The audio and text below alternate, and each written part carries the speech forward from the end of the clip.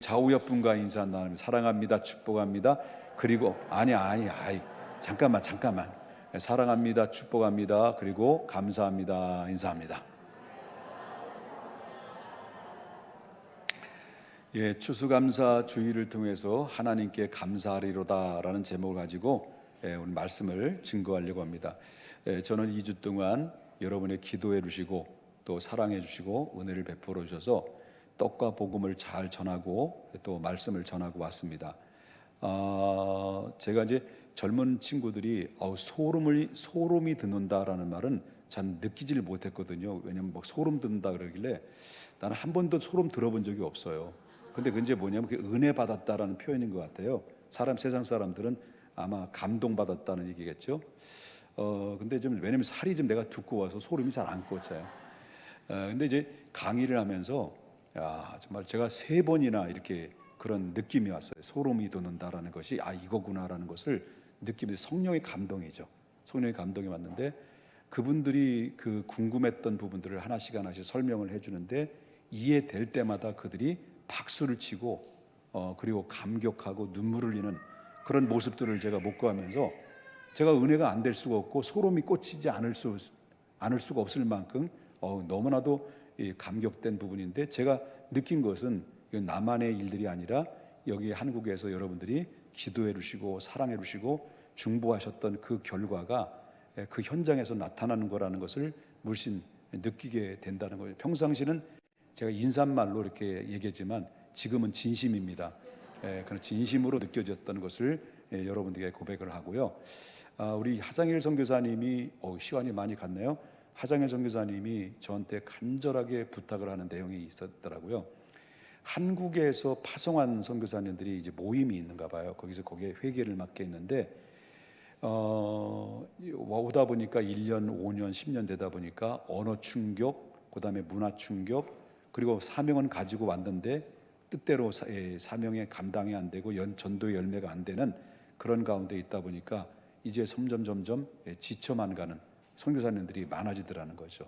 근데 옛날에는 지금 한국교회 형편이 또 어려우니까 옛날에는 간혹가다 이제 한국교회에서 한국에 파송한 선교사님들에게 말씀을 전해주고 또 힘을 북돋아주고 은혜를 끼치는 그런 창구들이 있었는데 그것마저 다 마치다 보니까 선교사님들이 대부분 많은 분들이 우울증에 걸릴 만큼 상당히 힘들어하신다. 그래서 목사님이 오셔서 말씀을 전해주시는 그 한마디가 그들의 힘이 될 것이다라고 요청이 오는데 중요한 마음은 원인데 뭐니 해도 이제 뭐가 안 따라주면 머니가 안 따라주든 이런 부분들도 때로는 있더라고요. 왜냐하면 예산이 들어가니까 한국 교회가 버거워하는 그래서 이제 그냥 방치되는 상태 속에 놓여 있다는 것을 느끼면서 이 선교사님들의 위기감 앞에 우리 모두 함께 기도해 주셨으면 좋겠다라고 하는 소망을 갖습니다. 자, 오늘은 1년에 한 번씩 거행하는 추수감사 주일입니다. 풍성하네요. 누가 다 먹어? 우리 이웃들이 함께 나눌 수 있도록 할 수 있는 좋은 기회가 됐으면 합니다. 본문에 나오는 이 말씀을 좀 보게 되면 바울의 신앙생활과 이 사명의 삶의 모범자로서 우리가 꼭 본받아야 될 특별히 추수감사주의를 통해서 감사해야 될 부분에 대해서 바울을 본받아야 될 이 말씀에 대해서 한번 생각을 하고자 합니다.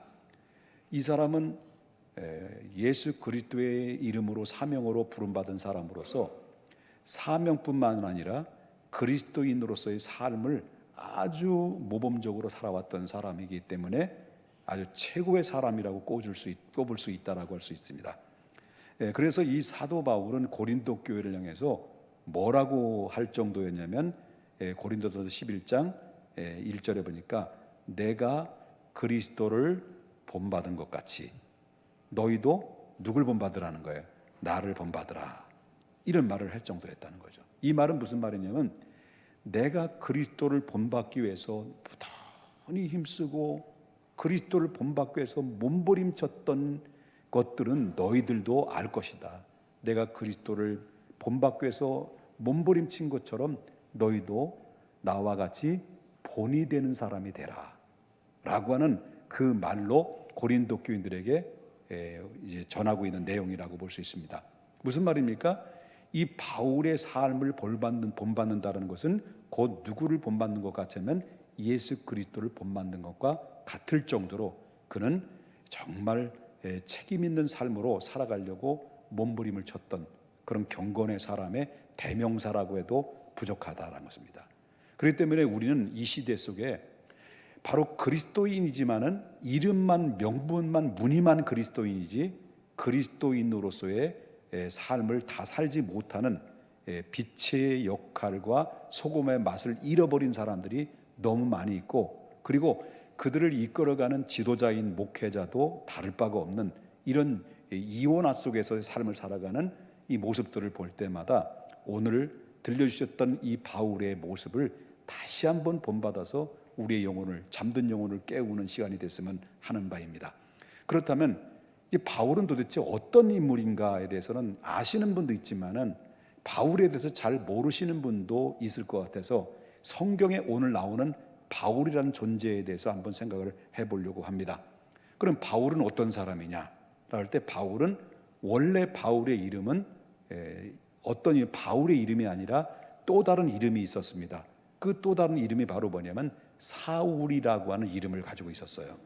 그런데 이 예수 그리스도를 이 바울이 믿고 난 다음에, 그리고 예수님으로부터 사명받아서 선교사로 나갈 때 무렵에 그 사울이라는 이름을 뭘로 바꿨냐면 바울이라는 이름으로 바꾸고 선교사로 나가기 시작합니다.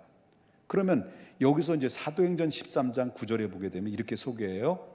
바울이라고 하는 사울이 뭐에 충만했다는 겁니까? 성령에 충만했다는 거예요. 그러면 여기서 바울이라는 이름과 사울이라는 이름인데 전에는 성령에 충만하지 않은데 이제는 성령에 충만한 사람으로 이름을 바울로 바꿨다라는 것을 보게 되는데, 여러분 이 사울이라고 하는 것은 어떤 이름이냐면 히브리식 이름으로서 바로 뭐냐면 희망, 큰 자라는 뜻을 가지고 있습니다. 근데 이 바울이라는 이름은 로마식의 이름으로서 지극히 작은 자라는 이름을 뜻을 가지고 있어요. 그러니까 이 바울이 본격적으로 이방인들의 대상으로 선교를 하기 위해서 바로 뭐냐면 이 히브리식 존재했던 이런 이름보다는 로마식 이름으로 다시 시작해서 그들에게 쉽게 이방인들에게 가서 복음을 전하기 위하여 자기 이름을 스스로 낮은 자라는 이름으로 바울로 바꿨다는 것을 보게 됩니다. 저의 이름도 두 개 있어요. 두 개. 여러분 이름은 하나밖에 없죠. 근데 저는 이름이 원래 두 개였습니다. 저는 중학교에 입학할 때 제 이름을 알았어요. 김옥복이라는 이름을요. 그 전까지는 출석을 뭘로 보내냐면 김병복으로 보내요. 참 이름도 부르기가 참 거시기해요. 그 중학교 들어가기 전에 6학년 때까지 김병복 그랬단 말이에요. 근데 중학교 들어가니까 입학하니까 담임 선생님이 요 김병복 나와. 그러던 얌바 너 지금까지 너 이름이 김옥복이잖아. 그래서 어렸을 때 4학년 때 충격받았다가 이번에 6학년 졸업할 무렵에 또다시 내 이름이 웃음거리가 되는 이 이름으로 비춰져서 상당히 좀 기분이 지금까지 안 좋습니다. 자, 그런데 이 바울이라는 사람은 선교를 시작하면서 누가 바꾼 것도 아니라 자기 스스로 내가 지극히 작은 자다라고 이 선교를 시작하면서 그가 그렇게 이름을 불러봤습니다. 그 지극히 겸손한 태도라고 볼 수 있죠. 사람들 어떻습니까? 자기 이름을 막 드러내기 위해서 내가 누구게?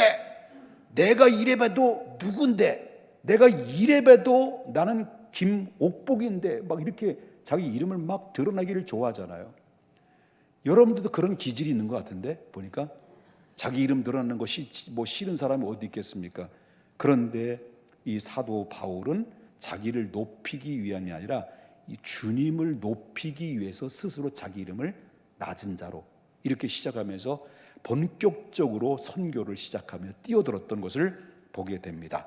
그러면 바울이 이름이 그렇다면 그럼 바울이 젊은 시절에는 어떤 사람이었는가를 한번 알아볼 필요성이 있죠. 사도행전 7장에 보게 되면 처음으로 바울에 대한 이야기가 소개하고 있어요. 이 사람은 이제 베냐민 지파입니다. 이 왕족 출신입니다. 조상 대대로 사울 왕 일대 이스라엘 일대 왕했던 사울 왕의 왕족의 출신이고 또 뭡니까 길리기아 이방인 지역인 길리기아에서 태어난 사람입니다. 그뿐만 아니라 그는 그 엄격한 어렸을 때부터 엄격한 교육을 받았어. 그래서 가말리의 최고의 학문이죠. 오늘날 말한다면 세계적인 하버드 대학 같은 그런 대학처럼 아주 그 유대사회는 최고의 학문의 가말리의 문화생으로서 율법에 능통합니다. 그리고 머리가 뛰어납니다. 인재 중에 인재입니다. 그리고 헬라어뿐만 아니라 그때 당시 그 정도의 모든 하이 클래스에서 거기서 또 최고의 고지에 오를 수 있을 만큼 인재 중에 인재로서 정평이 난 사람입니다. 자, 그런데 그뿐만 아니라 그 아버지가 참 영향력이 있는 사람이에요. 그래서 이 사람은 그때 당시 종주국이었던 로마의 시민권까지 받은 거예요. 그때는 식민지 아래 있었던 유대인들인데 로마의 시민권을 갖는데 아마 이 사람은 바로 아버지의 큰 로마로부터 영향력을 가진 사람이기 때문에 아버지로부터 쭉 뻗어줬던 그 금수저를 물고 이 세상에 태어난 아주 이런 사람이다라고 이게 볼 수가 있다라고 하는 겁니다. 그러나 또 유감스럽게 이 사람은 또 어떤 사람이냐? 아주 유대교에 너무 심취하다 보니까요, 예수님으로부터 시작되는 이 기독교의 복음의 진리를 완전히 파괴하고 방해하고 그리고 앞장서서 뜯어 말리는 악명 높은 사람으로 정평이 있는 사람이 또는 이 바울이라는 청년이었습니다. 이 바울은 유대교의 율법주의에 얽매였던 거예요. 그래서 이 기독교의 복음 신앙을 바로 뭐냐면 극렬하게 반대하고 나섰던 어느 정도냐면 여러분이 7명의 이제 그 집사 안수를 받았죠. 초대교회 7명의 집사 중에서 여러분 알다시피 스시란 사람, 이제 스시 성이 스시가 누군지 아시죠? 스데반이라는 스시. 이 스시라는 이 스데반이 성령에 충만한 거예요.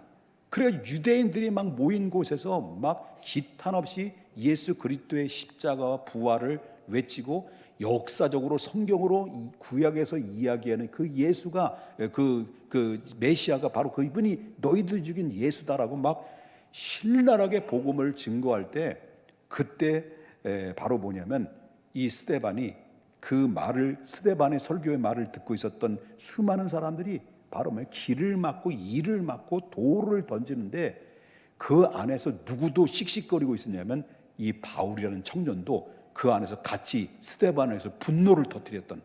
그래서 사도행전 7장 57절과 58절에 보니까 그들이 스데반의 설교를 듣고 일제히 소리를 지고 막 길을 막고 시끄러워하면서 일제히 그에게 달려들어가지고 스데반에게 돌로 쳐서 순교를 시켜요. 스데반을. 누가? 유대인들이.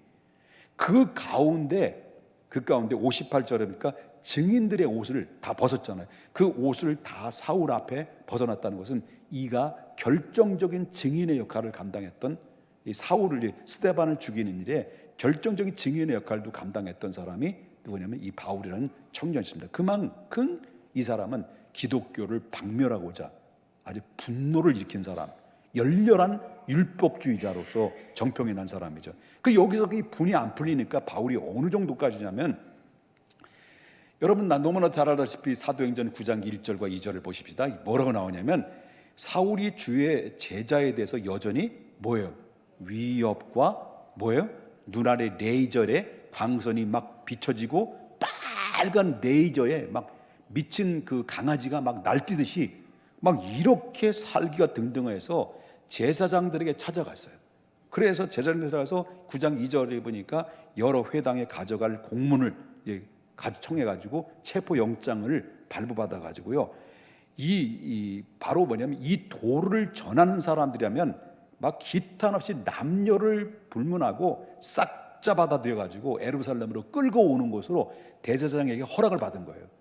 그래가지고 막 눈이 새빨개 가지고 예수 그리스도를 복음을 전한 사람이 색출하기 시작하는데 여기저기 구석구석 찾아가면서 한 사람 두 사람씩 계속 바로 체포를 해가지고 있는 가운데 이런 가운데 어디까지 가냐면 바로 다메섹까지 이 바울은 청년은 눈이 새빨갛게 돼가지고 예수 믿는 사람을 잡아주기까지 가는 거예요. 바다면서 어디까지? 다메섹 도시까지 들어간 거예요. 그러다가 예수를 핍박하는 그 대상자인 주인공이 십자가에 죽으시고 부활하시고 승천하셨던 그 예수님이 누구에게 나타나셨냐면 그 바울 청년에게 딱 그 앞에 나타나신 거예요.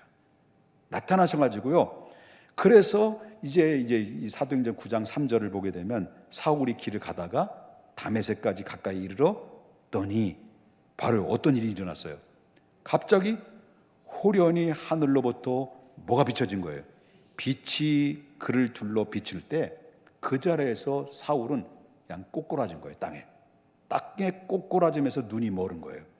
그러면서 그 하늘에서 사울의 이 귀를 때리는 음성이 들려오는데 그 음성이 어떤 음성이냐? 사울아, 사울아, 네가 어찌하여 나를 핍박하느냐? 사울은 누군지도 몰라요. 예수님이 본 적도 없어요. 예수님을 핍박한 적도 없어요. 그런데 예수님은 사울아, 사울아, 네가 어찌하여 나를 핍박하느냐라고 한다. 그러면 사울은 교회를 핍박했어요. 사울은 복음을 전하는 자들을 핍박했어요. 예수님을 핍박한 적이 없어요. 그런데 예수님은 사울에게 묻니까 너희가 어찌하여 나를 핍박하느냐라는 이 말은 교회는 곧 예수님이고 성도는 곧 예수님과 동일하다는 거예요. 교회를 핍박하는 것은 예수님을 핍박하는 것이고 예수님을 핍박하는 것은 하나님을 핍박하는 것과 동일하다는 뜻을 의미할 수 있다. 그럴 때 이 사울이 뭐라고 말합니까? 9장 5절에 대답하여 주여 당신은 누구입니까? 라고 말할 때 부활하신 예수님이 뭐라고 말해요? 또 얘기해요. 또 뭐라고 그럽니까? 나는 내가 핍박하는 예수니라. 부활하신 예수님이 바울에게 그게 음성에 들려졌을 때 그 자리에서 바울은 두 손 들었어요. 두 손 들고 그때 청년이었던 바울은 그때 두 손 들고 회심을 해요. 내가 잘못했습니다. 이게 내가 얼마나 잘못됐다는 것을 주님을 만나고 나서부터 회심을 하기 시작하면서 3년 동안 아라비아에 들어가서 바로 구약의 말씀의 성경을 파고 들어가요. 이는 엘리트잖아요. 파고들기 시작하면서 다시 성경을 읽기 시작하면서 구약에서 말하는 이 한마디 한마디가 앞으로 오실 그 예수를 이야기하는 것이구나. 그 예수가 바로 어떤 예수냐? 다메섹에서 나에게 찾아왔던 그 예수라는 것을 깨닫고 나서부터 그는 미치는 거예요. 그 은혜에 대해서 미치는 것이고 내가 얼마나 잘못된 삶을 살아왔는가를 그는 미치도록 회개하고 주님을 영접하고 그는 굴복해서 그때 이후로 하나님의 복음을 전하는 사도로서의 인생을 살아갑니다. 여기까지 이해되셨으면 아멘 합시다. 그렇다면 바울이 이제 사도로서 이제 예수를 핍박했던 자가 이제 예수님을 전하는 자가 되는 이후의 삶은 어떤 삶이었느냐? 전에는 기고만장했어요. 그러나 지금은 예수님을 전하는 하나님의 대사도가 됐죠. 여러분 알다시피 전두환 전 대통령 존칭을 얘기해 줘도 되죠? 전두환 대통령 손자 아시죠? 마약한 친구. 이 친구가 막 기독교, 아버지 전도사님, 이랬던 친구가 지금 예수를 믿고 마약의 치료를 받는 한번 나왔었잖아요. 남경필 의원 뒤에 나왔었잖아요. 이렇게 새로운 변화된 사람. 이 바울이 이렇게 변화가 된 거예요. 자, 그런데 예수님을 만나고 난 이후로부터 이 바울은 어떻게 달라졌느냐? 지금까지 누려왔던 현실적인 축복을 다 포기하고 나를 구원하시고 나를 만나주시고 나의 직분을 맡겨주신 그 예수 그리스도를 위해서 고난의 길을 자초해서 들어갑니다. 그리고 그 고난을 기뻐합니다. 그래서 여러분 빌립보서 3장 8절에 보게 되면 뭐라고 말하냐면 또한 모든 것을 해로 여김은 내 주 그리스도 예수를 아는 지식이 가장 최고이기 때문에 내가 가지고 여태까지 일어났고 내가 여태까지 쌓아놨던 모든 학문들이 예수 앞에는 아무것도 아니다. 먼지에 불과하다. 예수를 아는 지식이야말로 최고의 학문이고 최고의 지식이다라고 그는 깨닫기 시작해요. 그리고 내가 그를 위해서 이것을 깨달았기 때문에 내가 그것을 위해서 모든 것을 각오에 가지고 있었던 화려한 이 현실적인 축복을 배설물로 여기는 이유는 단 한 가지. 그건 바로 내가 그리스도를 얻기 위함이다. 그리스도를 얻기 위해서 자기의 과거의 화려한 것을 나는 똥처럼 배설물처럼 기탄없이 버리는 만큼 내가 그리스도를 잡을 수만 있다면, 내가 그리스도를 알 수만 있다면, 내가 그리스도의 사랑만 느낄 수 있다면, 내가 그리스도의 뜻대로 내가 살아갈 수만 있다면, 내 사명을 잘 감당해서 하나님의 나라를 이룰 수만 있다면 나는 기탄 없이 다 버릴 준비가 됐다라고 하는 것이 바울이 변화된 모습입니다. 우리는 이렇게 변화되지는 못한다 할지라도 우리는 변화돼야 된다라고 하는 것입니다. 그뿐만 아니죠. 배설물처럼 여길 뿐만 아니라 끝까지 그 사명을 완수하기 위해서는 그는 하나님 앞에 부름받은 사명자로 살기 위해서 때로는 가난하기도 했고 박해, 핍박도 받고 생명의 위협 속에서도 바로 끝까지 부름받은 사명에 최선을 다해서 헌신을 한 사람으로 완전히 바뀌어졌습니다. 우리도 바뀌어야 됩니다. 우리도 바뀌어야 됩니다. 여러분 알다시피 바울은 예수 믿기 전에 바울은 어떤 사람이었습니까? 그가 그 입에서 고백하는 것이 고린도후서 11장 25절에 바울은 예수 때문에, 예수의 복음 사명 때문에 태장으로 죽을 뻔했고, 그 다음에 돌로 맞아서 거의 죽을 뻔했고, 예수의 복음을 전하는 것 때문에 배 타고 가다 파선을 당하는 고난을 당했습니다. 그리고 고린도전서 11장 26절인가 바울은 여러 번 위협 속에서도 그런 위협 가운데 있으면서도 불구하고 복음 전하는 일에 멈추지 않았습니다. 27절에 보니까 바울은 고난과 결핍 속에서도 수고하고 그리고 애쓰면서 사역을 멈추지 않고 끝까지 사명을 감당했습니다. 왜? 내가 사명을 감당한 것보다도 하나님의 베푸르신 은혜, 나 같은 죄인을 구원하시고 나를 하나님 사명자로 부르신 그 은혜가 너무나도 크기에 이 모든 것들은 기쁠 수밖에 없고 감사할 수밖에 없다라고 고백할 수밖에 없었다라고 하는 겁니다. 그러므로 바울의 일생의 삶은 무엇입니까? 고난의 연속이었습니다. 예수 믿으면 고난을 안 받아야 되는데, 우리 상식으로 볼 땐 예수 믿으면 고난을 안 받아야 되는데 바로 바울은 고난의 삶이었습니다. 그래서 그는 이 얘기합니다.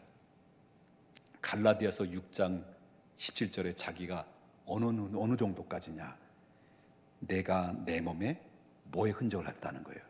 예수의 흔적을 했다.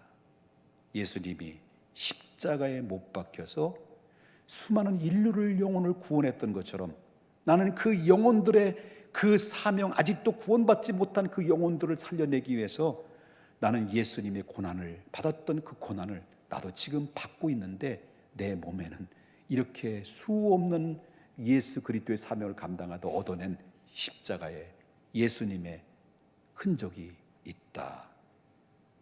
그래서 그가 받았던 고난은 자기를 위한 고난이 아니라 사명을 감당하기 위한 고난이었다.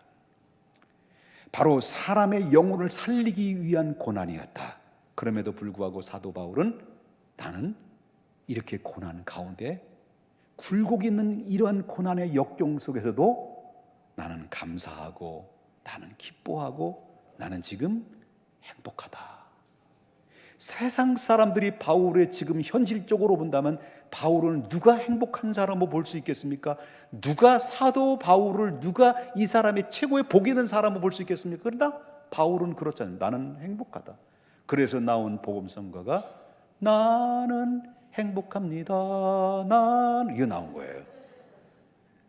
그렇다면 바울이 이렇게 이해할 수 없을 만큼 그 안에 그렇게 고난과 역경과 굴곡이 있는 가운데서도 사명을 감당하는데 입에서 감사가 나올 수 있는 환경이 아닌데도 불구하고 그런 늘 감사하고 행복하고, 그리고 교회 밖에 감옥 안에 들었으면서도 불구하고 자유인이라고 하는 교회 밖에 있는 사람들에게 너희는 기뻐하라, 다시 일어나니 너희는 기뻐하라 라고 이렇게 여유 있게 외칠 수 있었던 것이 뭘까요?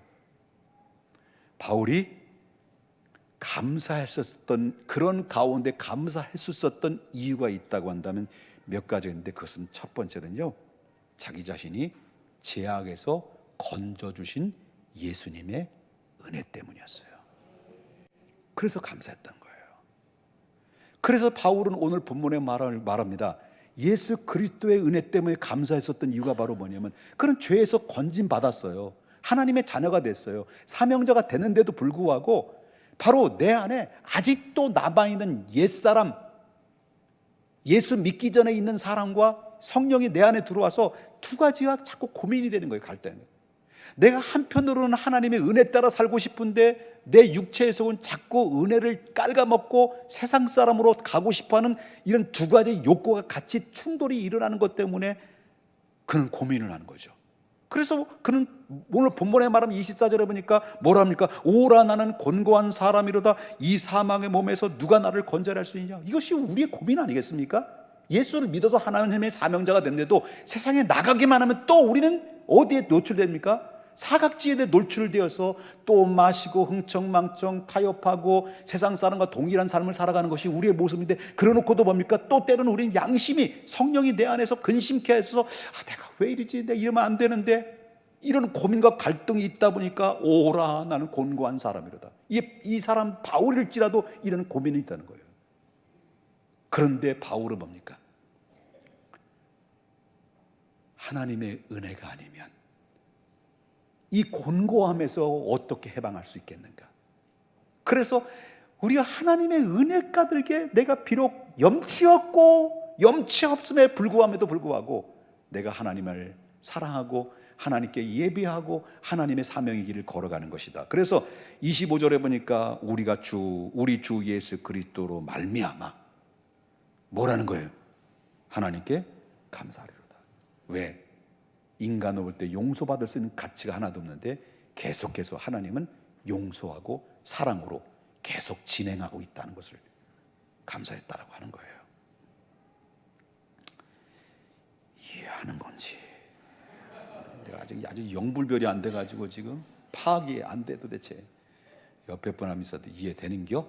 인사 한번 해봐요. 여러분, 죄는 우리의 영혼을 멸망으로 이끕니다. 죄는 멸망으로 이끌어요. 예수님은 바울의 영원한 구원의 길로 인도하셨습니다. 그래서 그 고난 속에서도 예수님의 그로 인해서 구원받을 길이 활짝 열렸는데, 이 구원의 기쁨의 소식을 아직도 못 듣는 영혼들에게 바울은 찾아가서 곳곳마다 찾아가면서 이 복음을 전할 때 사람들이 예수님을 알고 예수님 영접하고 예수님께 돌아오는 모습 때문에 그는 고난과 역경과 수없는 핍박 속에서도 감사하고 행복하게 삶을 감당할 수 있다는 거죠. 그 감사했었던 것은 다 같은 죄인을 용서하신 그리스도의 은혜 때문에 감사했다. 우리가 감사하는 이유가 뭡니까? 추수감사줄, 나에게 구원의 자리로 이끌어 주셨고, 크고 부드러운 손으로 나를 손을 잡아주셔서 은혜로 말미암아 하나님의 자녀가 되는 그런 하나님의 신분의 하나님 백성으로 살게 하신 것을 하나님 앞에 감사하는 추수감사주일이 되어야 된다. 바울이 감사하는 이유 두 번째 있습니다. 자기를 이렇게 죄에서 용서해 주시고 그리고 자기를 구원해 주신 것만도 감사한데 자기에게 뭘 또 주셨다는 거예요? 그 사명을 나에게 맡겨줬다. 사명, 직분을 맡겨줬다는 거예요. 사도의 직분을 맡겨줬다는 거예요. 그래서 여러분, 에베소서 3장 8절에 뭐랍니까? 모든 성도 중에 지극히 작은 자보다 더 작은 나에게 이렇게 은혜를 주신 이유는 측량할 수 없는 그리스도의 풍성함에 따라서 이방인에게 전하라고 하신 것이었다. 나를 이렇게 많은 은혜를 베풀어 주신 것도 감사한데 내가 이렇게 복음을 전하라고, 이방인에게 복음을 전하라고 나에게 다른 사람에게도 맡긴 것이 아니라 나같이 보잘것없고 죄인 중에 개수 같은 나에게 이런 직분을 맡겨주셨으니 나는 하나님 앞에 감사하지 않을 수가 없다. 말 더듬고 남 앞에 설 수 없고 대인기피증도 있는 것 같고 부끄러움도 많이 타고, 그런 가운데서도 하나님이 40년 동안 나를 사용하시고 나를 쓰신 거에 대해 생각하면요, 저도 감사가 나와요. 얼굴 보세요. 감사하고 써 있지. 자, 감사하죠, 감사하죠. 여러분, 바울은 자신의 본래 어떤 사람이었습니까? 회방자였습니다. 핍박자였습니다. 그리고 폭행자였습니다. 예수를 믿는 사람을 다 죽였어요. 그런데 지금 어떻다니까요? 하나님의 긍휼을 베풀어서 자기를 구원해 주실 뿐만 아니라 나 같은 자에게 복음을 또 전하는 자로서 핍박하는 자가 복음을 전하는 자로 세워주신 것, 하나님 앞에 감사했다는 거예요. 그래서 고린도전서 15장 10절에 뭐라고 말해요? 예? 내가 나된 것은 누구를 내가 나된 것은 그렇죠. 하나님의 은혜 된 것이다. 여러분, 교만해서 안 돼. 우리가 여기까지 온 것은 내가 된 게 아니에요. 절대로 교만해서는 안 돼요. 하나님의 은혜에 돼요. 하나님의 은혜다. 그래서 내가 모든 사람들보다도 더 많이 수고했으나 내가 한 것이 아니라 누가 하셨다는 거예요? 하나님이 하셨다. 그리고 우리가 집사님 대단합니다. 그럴 때 이게 올라가면 안 돼요. 집사님 정말 대단합니다. 올라가면 안 돼. 집사님 우리 교회에 없으면 안 돼. 우리 교회 유일한 꿈이야. 이러면 안 돼. 그리고 장로님, 우리 집사님 우리 교회 진짜 보물 같은 존재. 야, 보여주면 안 돼. 다리 떨면 또 안 돼. 다 하나님이 하셨습니다. 그 고백을 해야 되겠죠. 그쵸? 그쵸? 그래. 뿐만 아닙니다. 이게 사명을 감당하는데, 사명을 또 감당할 하다 한 벌 딛고 사명 감당할 때마다 뭐예요? 자기가 이룰 수 없는, 말할 수 없는 하나님의 능력을 주었다는 거예요. 그래서 그 바울이 보니까 내가 지금까지 이렇게 온 것은 하나님의 능력이 아니면 불가능하다. 그래서 여러분 디모데전서 1장 12절에 보니까 나를 능하게 했다는 것은, 능력 있게 행했다는 것은 바로 누구예요? 그리스도 예수 우리 주께 내가 감사할 수밖에 없다. 왜? 그 능력을 주셔서 이방인들에게 복음을 전할 때 이방인들이, 많은 영혼들이 구원받아 하나님께로 돌아오는 것을 볼 때 하나님이 내게 능력 주셨다. 개인 중에 제수 같은 나에게 이렇게 은혜를 주신 것에 대해서 감사했다라고 합니다. 우리도 구원받은 거 감사하잖아요. 하나님의 은혜, 이 자리에 오기까지는 하나님의 은혜죠. 내 노력이나 내가 애써서 힘써서 가는 것도 아니라 하나님이 나에게 일방적으로 찾아와셔서 내가 너를 지명한다니, 사랑하는 나의 딸아, 사랑하는 나의 아들아, 내가 너를 지명하여 내가 너를 불렀나니 너는 이제부터 내 거야. 그래서 여러분들이 어떨 결에 예수 믿고 된 거예요. 하나님의 자녀가 된 거예요. 그럼 감사하죠. 값없이 주신 은혜를 받은 거니까요. 그런 가운데 우리가 거기다 직분을 받았으니,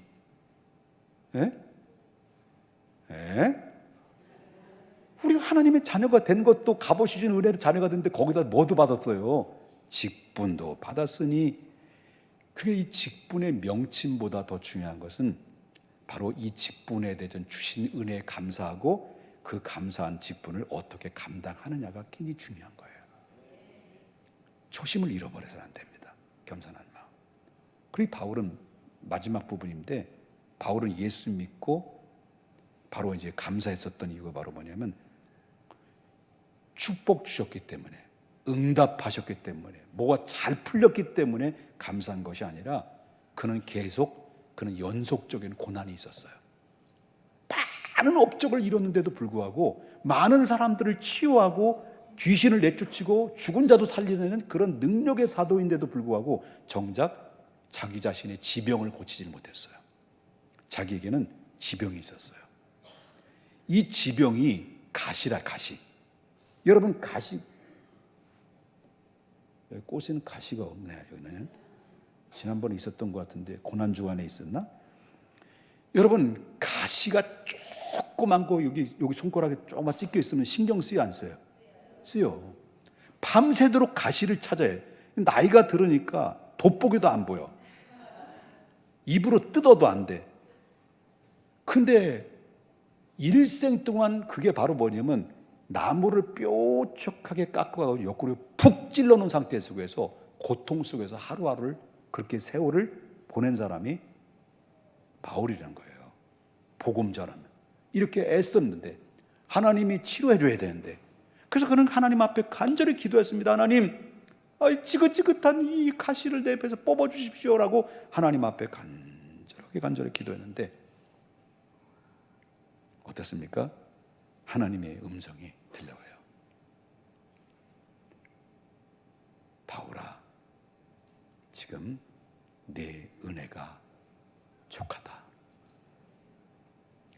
내가 만약에 네 몸속에 가시를 빼면 너는 또 과거로 들어가서 어깨에 훅가시 들어가고 교만하고 지잘난 척하고 하나님 은혜 다 잃어버리게, 그 가시는 너에게 저주가 아니라 너에게 축복이야.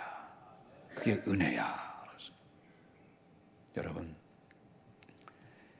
생명의 위기를 앞에 두려워하고 있습니까?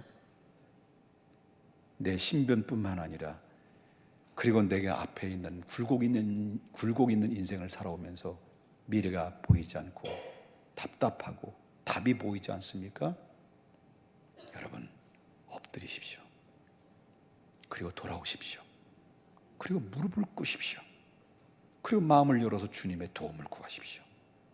그럴 때 나를 정금처럼 단련하여 나를 강하게 만드셔서 여러분은 하나님의 사람으로 세워지게 될 것입니다. 여러분, 지금까지 들었던 말씀, 바울에 대한 이야기만 들었습니다.